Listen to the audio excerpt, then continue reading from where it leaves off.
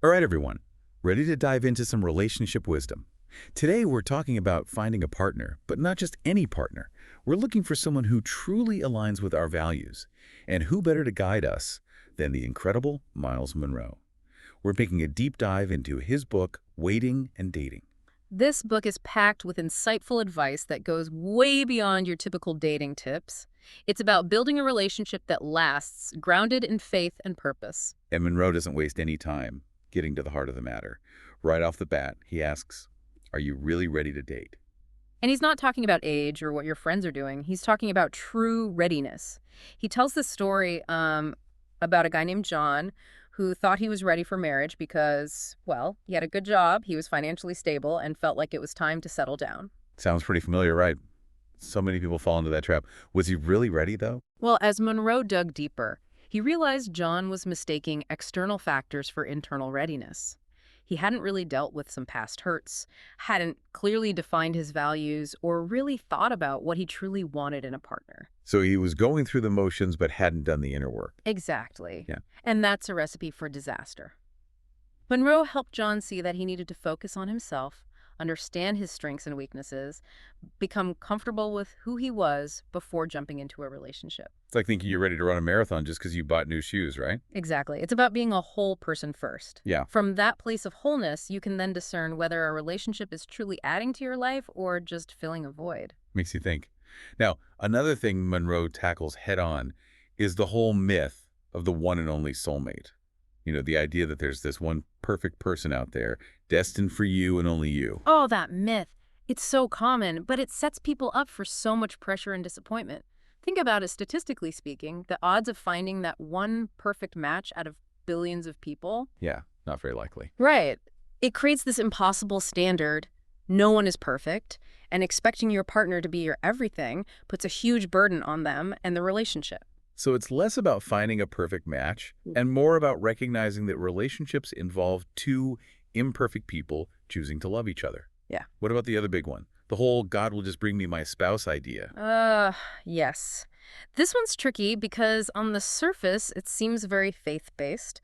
But let's look at Isaac and Rebekah. Remember that whole story? God guided Abraham's servant, pointed him in the right direction. To seen at the well. Exactly. But in the end, Isaac and Rebekah still had to choose each other. God presented the opportunity, but they exercised their free will, made the decision to build a life together. It's about seeking guidance, Yeah. not expecting a predetermined path. So if it's not about these myths, how do we go about choosing a partner? Munroe is really clear on this. Look at the character. Look at who they are at their core. He points to people like Moses, Gideon, David. None of them were chosen because of their looks, wealth, or status. David especially. Yeah. Definitely not king material at first glance. Exactly. God saw something deeper. He saw their hearts, their integrity, their willingness to be used for his purposes. And those are the qualities that truly matter in a partner. So instead of getting caught up in superficial things, it's about looking for those deeper qualities. Right? Absolutely. It's about looking beyond the curated dating profile. It's like what's underneath the surface. Are they kind? Are they honest? How do they treat people, especially when no one's watching? Exactly. And how do they handle conflict? How does their faith actually play out in their everyday life? Those are the things that really matter in the long run. It's about those deeper qualities, the things you can't fake or Photoshop. Right. And it takes time to see those things. It's not just about a first date or a fancy profile. It's about observing how someone lives their life. It's about seeing their character in action, not just hearing about it. Absolutely. And you know, that actually leads us to something really interesting that Munroe talks about engagement. Oh, engagement. What's his take on that? Well, nowadays, engagement is often seen as this romantic pre-wedding thing, picking out flowers and venues, finding the perfect dress. And of course, the ring. Right, the ring. It's very much about the celebration, the outward appearance of things. But Munroe, he goes back to the biblical concept of engagement, and it's actually pretty intense. Oh, in what way? Well, he uses Deuteronomy 22 as an example. Apparently, back in ancient Israel, engagement wasn't just a promise to marry, it was a legally binding covenant, even more serious than our modern-day marriage vows. Wow. That's serious. So, like, what happened if you broke it off? It was considered a divorce, not just a broken heart. Whoa. Talk about intentionality. It makes you think about how we approach engagement today, doesn't it? It really does. And while we obviously don't live in that same cultural context, I think there's a powerful message there. It's about approaching engagement not just as a prelude to a wedding, but as a serious commitment in and of itself. It's about preparing for a lifetime together, not just a party. And speaking of preparation, does Monroe offer any guidance on that?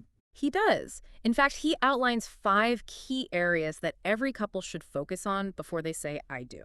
Okay, I'm listening. What are they? First and foremost, he talks about building a strong spiritual foundation as a couple.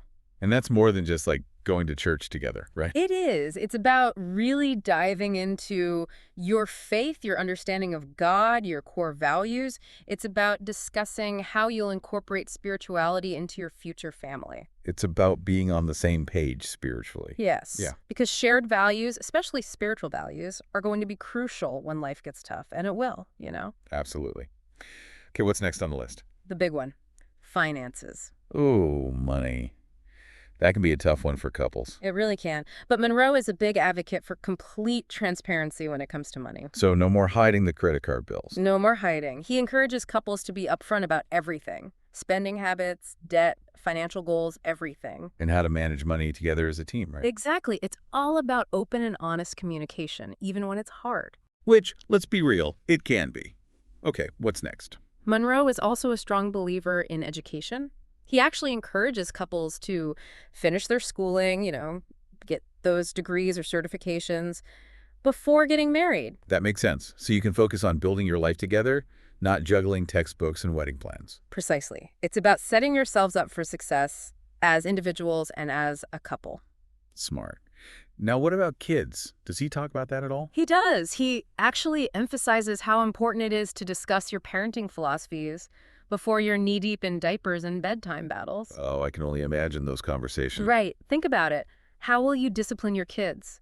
Yeah. What are your views on education? How will you handle disagreements about parenting? These are things you don't want to figure out as you go. Definitely not. It's much better to be on the same page from the start.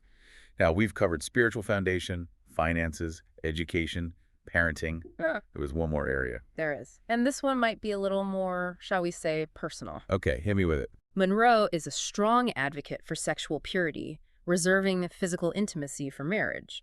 That's definitely a topic that can spark some lively conversations.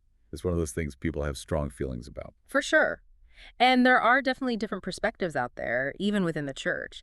But for Monroe, it's not so much about rules. It's about understanding, the sacredness of sex. How God designed it to be. Exactly, as this beautiful expression of love and commitment, but within the covenant of marriage. So it's about treating it as something precious, not just like a casual thing. Yes.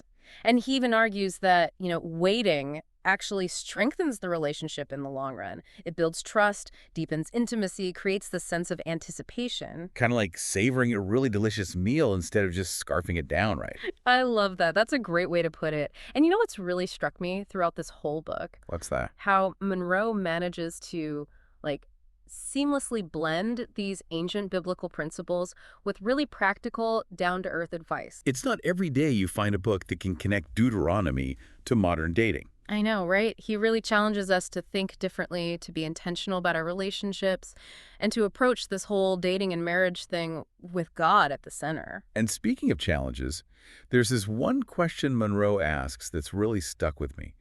What is your unique gift that you bring to a relationship? Oh, that's a good one. It really makes you think, doesn't it? It does, because it's so easy to get caught up in, finding the right person. Okay. But Monroe, he kind of flips the script. He's like, hold on. What about you? What are you bringing to the table? It's a total perspective shift. Instead of just looking for someone to complete you, it's about recognizing your own value. Exactly. Like, what are your strengths, your passions, your talents? All those things that make you you. And how can you use those things to, bless your future spouse, build a life together that honors God? It's like you're not just searching for a missing puzzle piece. You are a puzzle piece, a unique and valuable one, and you're bringing that to the table. I love that visual. And it makes so much sense. Because ultimately, the strongest relationships are formed when two individuals come together, each with their own unique gifts. And they use those gifts to love and serve each other. Absolutely. It's about recognizing that you have something special to offer, and so does the person you choose to spend your life with. This whole conversation has been so insightful. So for anyone listening who's feeling inspired to, build a strong God-centered relationship, what's one practical step they can take away from our deep dive today? I think it goes back to that question about your unique gift. I would say take some time this week, maybe even just a few minutes each day, to reflect on that. What are your strengths? What are you passionate about? What makes you come alive? I love that. It's about really getting to know yourself, appreciating your own worth. Exactly. Because when you approach dating from that place, a place of knowing your value, knowing what you have to offer, it changes everything. Such a powerful reminder. Well, everyone, that wraps up our deep dive into Waiting and Dating by Myles Munroe.